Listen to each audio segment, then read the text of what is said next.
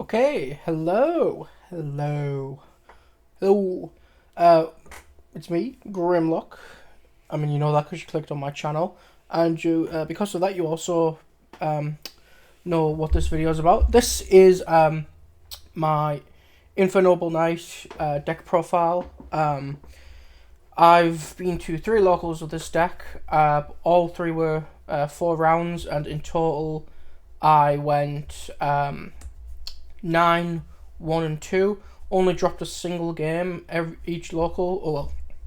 Well, I only lost 1 game of the 3 locals, and drew once each. There's been a few changes, but between this week and last week's locals, I feel pretty confident. And the list hasn't changed too much, so I feel like this is a really good list. So yeah, let's get into the main deck. So to start us off, we have 3 Ogre. It's not in English, so I'll just tell you what it does. You probably can't see anyway because my camera quality is not great. On normal or special summon, it sends either any fire warrior or any equip spell from deck to grave, and then this, along with a few others, can equip itself from the graveyard to any warrior monster, and this gives the equipped monster the effect that, well, doesn't give it the effect, but it makes it so it can't be destroyed by card effects. Some people play this at 2. I really like it at 3. I think it's really good. It's a good starter. And pretty much any other extender to go with this, or this can even technically get you an extender, just alters your players slightly. Next we play 3 Renard. This is the best extender in the deck by far. So if you have a fire warrior, it summons itself from your hand. Ooh, just move my mic slightly. It lets you, you can summon it from your hand, and that doesn't activate, which is really good.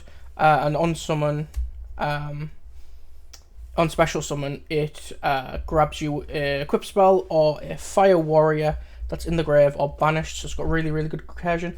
It also summons, when it does summon itself by its own effect, it does become a tuner monster as well. So it does allow for a lot of synchro climbing, stuff like that. So those are the only 3 of Infernobles. I just think the rest of them, you don't need them at 3. It's not a case of they're bad. It's a case of they're once per turn, and most of them are extenders in some way. So we play 2 Oliver. I really like Oliver. I was playing at 3. I think 2's fine because it doesn't really do anything by itself.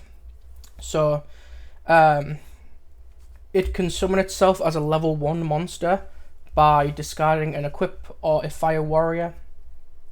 So again, this is good for synchro climbing, and it's basically just 2 extra copies of Renard, but with a slightly worse effect. You go -1 instead of +1. And this can also equip itself from grave. All the level 4s can. Now that I think about it, is all the level 4s. This one makes it so the equipped monster can't be targeted, which there is a funny lock, which I will talk about later on. We then, for the 1-ofs, we play 1 Morgus, 1 Turpin, and 1 Ricardetto. Let me just move these up. So Morgus, I wasn't playing him until very recently, but he allows your grind game to be so good. If you have to use his old send 4, you can equip him from the deck in the end phase and then send him to the grave, and he'll shuffle your resources back that you'd rather have in deck. So it's really good for that, and when he's equipped, he makes it so the monster can't be destroyed by battle. Turpin, he has 2 effects. First, the one that he shares with the level 4s is when he's equipped to someone, they can be considered a tuner for a synchro summon. His other effect is if you have a monster that has an equip spell equipped to it, you can summon him from your hand or grave.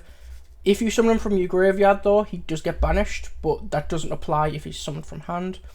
And Ricardetto, absolutely amazing. Actually makes his old send 1 really viable. On summon, he is monster reborn basically, and he's level 1 tuner, so he makes synchro 5s very easily. And you can only use 1 of his 2 effects per turn, but you can banish him from the grave or from your hand to summon a fire warrior from from your hand. So let's say you open Oliver, Morgus, and Ricardetto. That normally would be something like a brick, pretty much. But either way, you can either use Oliver's effect to discard this, then banish it to summon this, or some variation of that play as well. So that is it for the Infernoble Knight monsters. Don't play any of the others. I just think they're not needed. They're Roland and Astolfo. They're okay. I just think I'd rather have with Roland. I just think it's unnecessary. Because it's realistically you're playing around a one of Call by the Grave. And Astolfo, yeah, the body's nice, but you're waiting 2 turns to get 1 free body. And it's kind of an extender, but I'd rather use Morgus every turn and be getting a draw and shuffling back resources every turn. Then we play the best normal summon in what I consider the entire game. Neospace Connector. On normal summon, it summons this, and then it has another effect where it can tribute itself and summon this back from grave, which in some hands you kind of need to do. If you have an extender, you'll link this and the extender into Resolve, tribute this, bring back Aquadolphin, because what this can do is soft once per turn, discard a card, look at your opponent's hand. If they have a monster that has equal or less attack than any of the monsters on your field, you can destroy it. So you can get rid of Droll, you can get rid of Ash, and depending on your hand, you could even get rid of potentially Nibiru if you've got a big enough monster. And then they take 500. If they don't have a monster that's if all their monsters are bigger than your monsters, you take 500 instead. One thing to keep note of, mainly for time, is if they only have spells and traps, neither player takes damage. That's how that works. But the reason that I say that this is the best normal summon in the game, in my personal experience, I've never known a normal summon to demand a response as much as this does. Nowhere near. Because it is true what they say, that any 2 warriors gets you anything in the game. And well, this is a warrior and this is a warrior. So, plus the hand knowledge is amazing. Some people are playing the Battle Unboxer package instead of this. That's fine. It does give you more combo potential. But what my usual end board is anyway of just normal summoning Connector, it is more than enough to win games against pretty much every deck I've played against. We're then playing 2 Gearfrieds. This is your main deck monster negate, and usually it's the only monster negate on your end board. He summons himself by banishing an equip spell from your field or grave, which has allowed me to play Under Shifter before, which was pretty cool. When he attacks, at the start of the damage step, he can equip any monster to him as an equip spell. That gives him 500, so he'll boost himself to 3/5. And if a monster effect is activated, you can send a face-up equip spell to the graveyard to negate and destroy that monster effect. So that's pretty good, but yeah, remember you can't use this under Shifter. But the good thing is, the equip spell does not have to be successfully equipped to a monster for him to negate a monster effect. So let's say you activate just any random equip spell, you target this monster, and there's no other equip on the field, they target something they activate something that would destroy this, a monster effect. You can chain that Gearfried sending that equip spell at the graveyard to negate it. Then the last 2 extenders that we play is the one Fire Flint and the one Red Layer. Not needed anywhere near as much. This is really, really nice. Well, they're both really nice with Connector, because it basically just all the other cards, if you get stopped at Connector, you kind of need an extra. You need more than just that extender. Like Oliver needs an equip, an equip or a Fire Warrior again in your hand, whereas these are just this one's a free summon, and so is this if you've got no cards in hand. And also, I've used a few times where I've actually used this effect to get a better card on the field, like a level 4 or a tuner on the field instead of this. So that's pretty cool, and I've never actually seen anyone use that effect. The hand traps, 3 Ash, 3 Droll. Not much to say really. I only play this card, Ash, because my locals has a lot of branded. It also has Dynamorphia as well. A lot of decks that do kind of need them. Like, they have a very important card that loses to Ash. So that's why I play that. Yeah, moving on. We have the museum. And I'd just like to preface that the next 9 cards, 10 cards, are essentially any copy of any monster in your deck. They get you to anything you need. So museum, and I'm just going to say this card's insane. This card is absolutely broken. None of its effects are hard once per turn. It has it's got 2 soft once per turn effects. The first one is, well, it also has a continuous effect where all fire warriors gain 500 attack, which makes a huge difference a lot of the time. Once per turn, you can pay 1200, add any Noble Arms equip spell, and we do play quite a lot of them. So we're never really short unless you do. Again, this is why Morgus, or Malgus, however it's pronounced, is really good, because it lets you recover your resources for more turns and for extension. And if you use that effect, you can then activate a second effect at some point during the turn to summon a Noble Knight's monster from your spell and trap zone. But if you didn't have Emperor Charles, Infernoble Knight Emperor Charles, you're locked into warriors for the rest of the turn. Really doesn't matter. The only non-warrior is Ash and Droll. I'm pretty sure, even in the extra deck, they're all warriors, so doesn't really matter about that restriction. But again, soft once per turn. Opening 2 of these is absolutely amazing. Then we play 3 Heritage of the Chalice, and I guess I'll get it out now, and 1 Rota.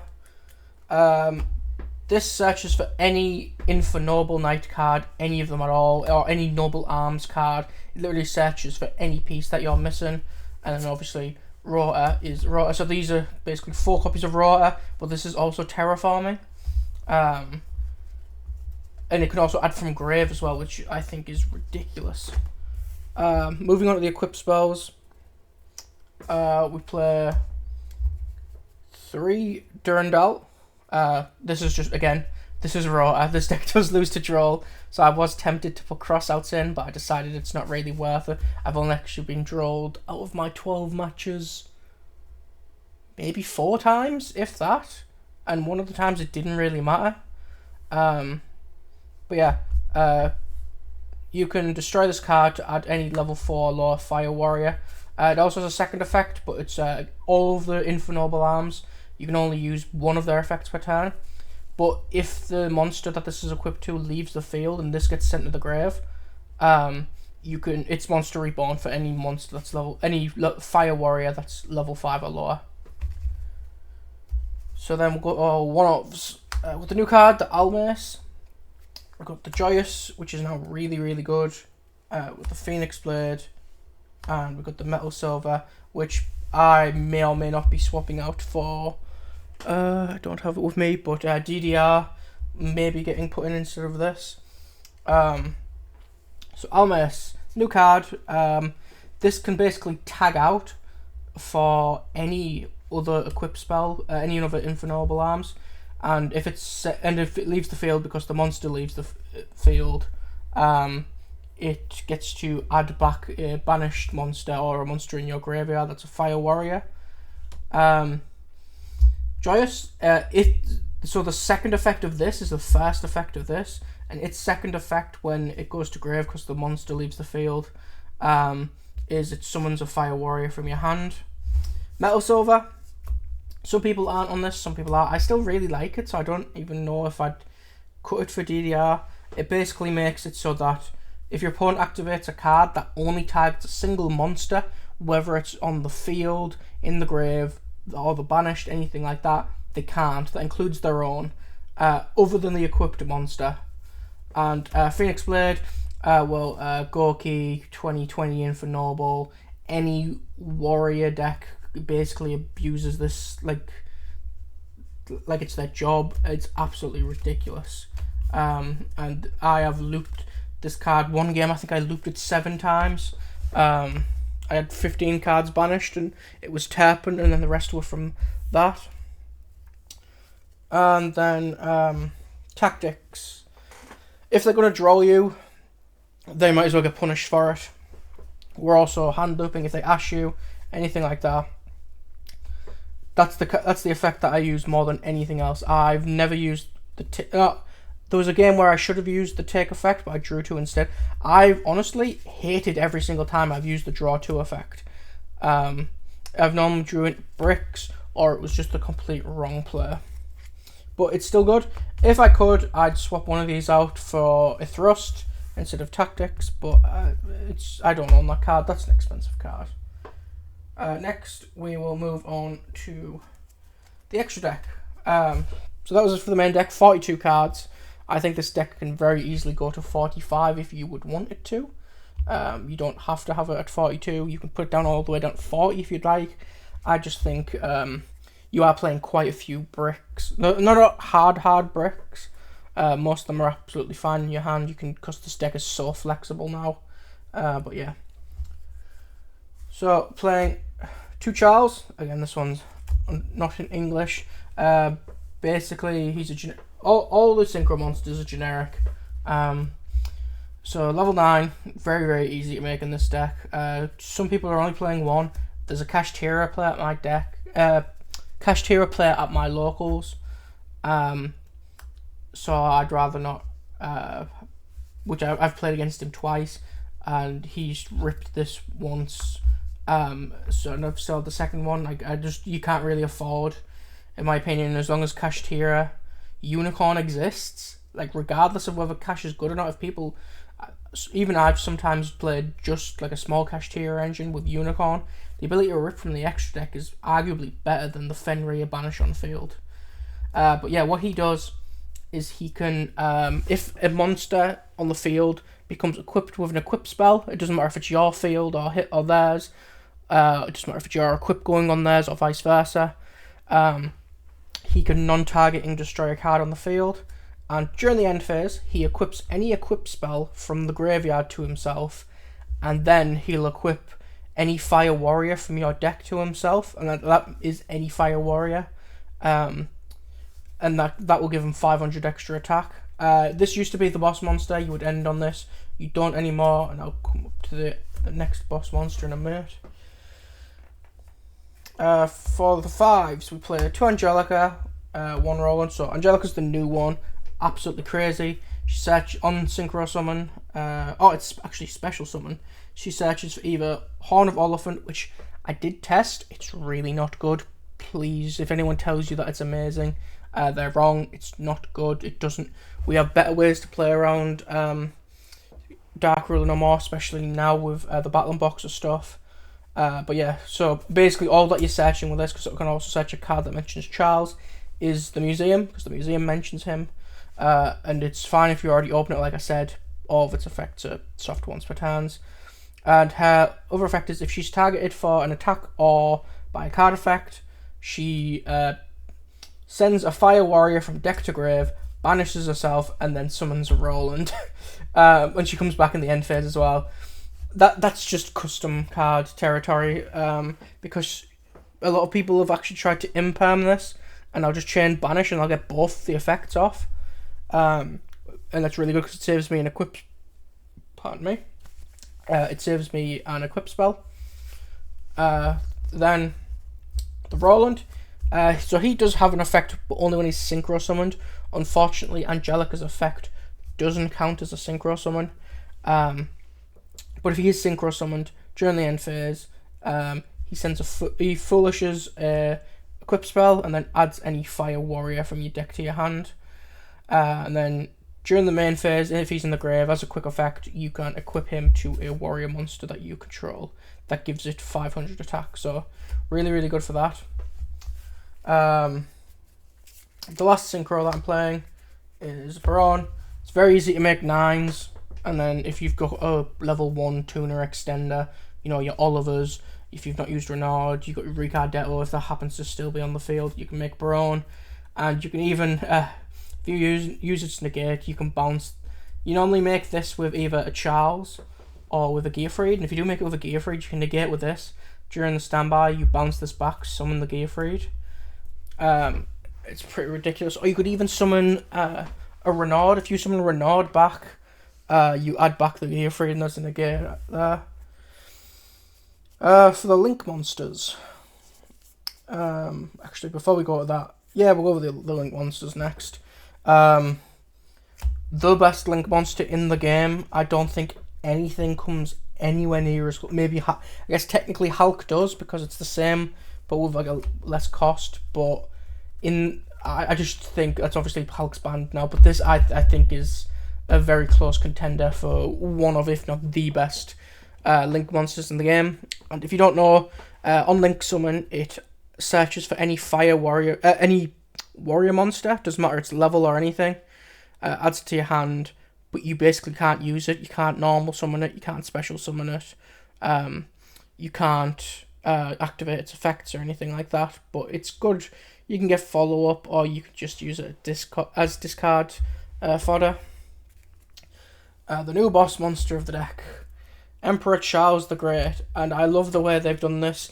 This is just a straight up upgrade of Synchro Charles, and the fact that it literally, when on Link Summon, it equips this, copies its name and its effect, so it has all of these effects.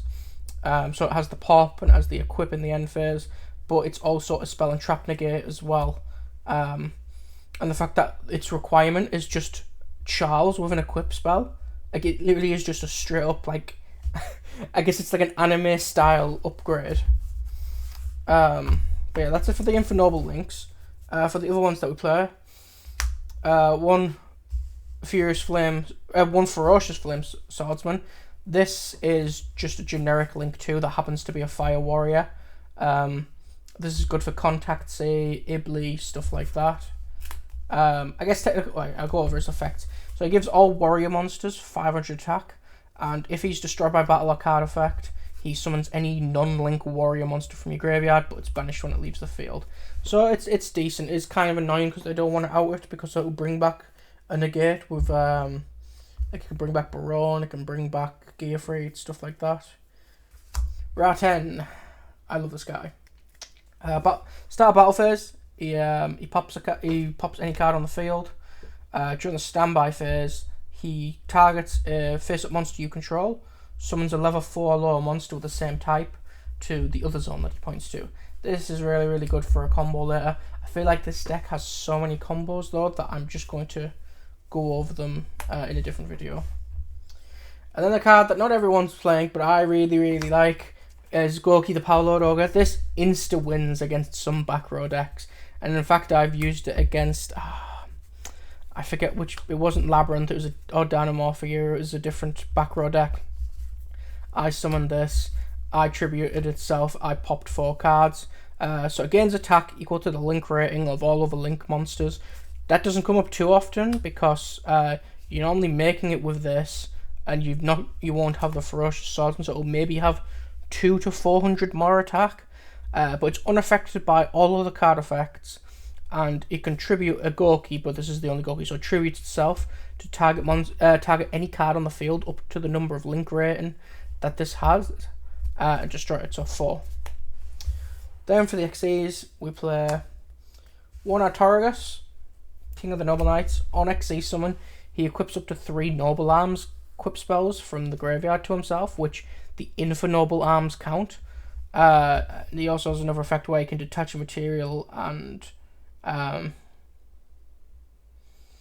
pop as many spell and traps up to the number of cards equipped to him.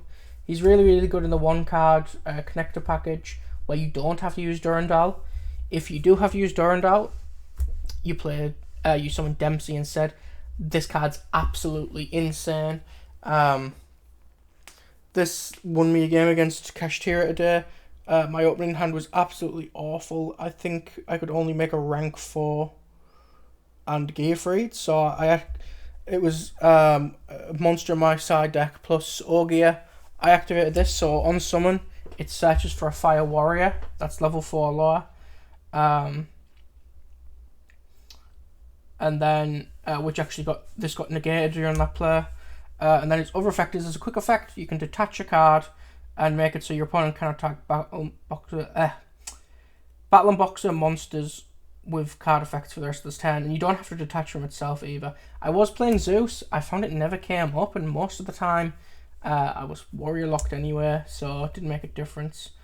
But my play was I detached Augur, activated Augur's effect to equip to the Dempsey.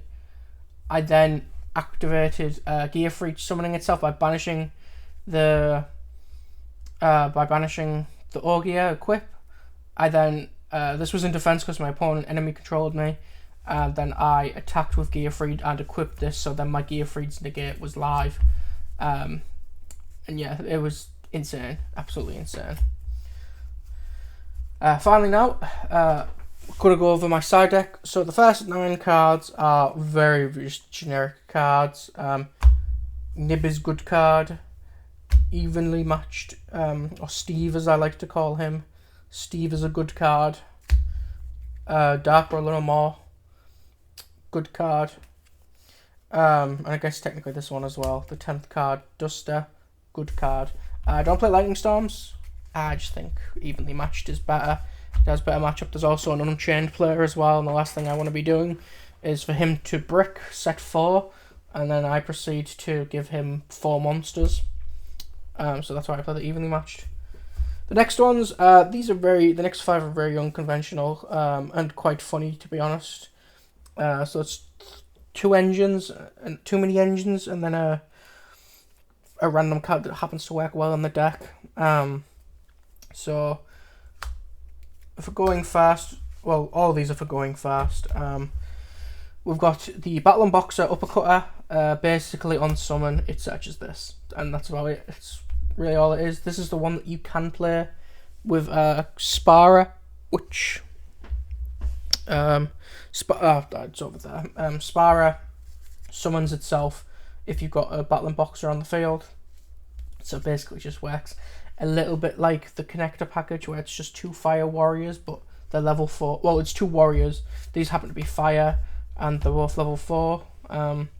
Or it searches a counter trap. So it's a counter trap with the word counter in it, which it does. And this banishes a fire monster from your grave with 200 defense to negate a spell or trap. So this is how we play against Dark Ruler. Never came up. Never did this combo once. Well, I did, but my opponent was like, yeah, the rest of your board's too powerful anyway, so I scoop. So yeah. Well then, this card gets better when I keep forgetting the name of it. The new equip spell from the next set that makes it so the fast spell each turn is negated. I don't know why I keep forgetting what it is, but it's still good for now, which is 1 copy of Acre the Flame Buddy and 1 Great Shogun Shien. Yeah, this is a real combo.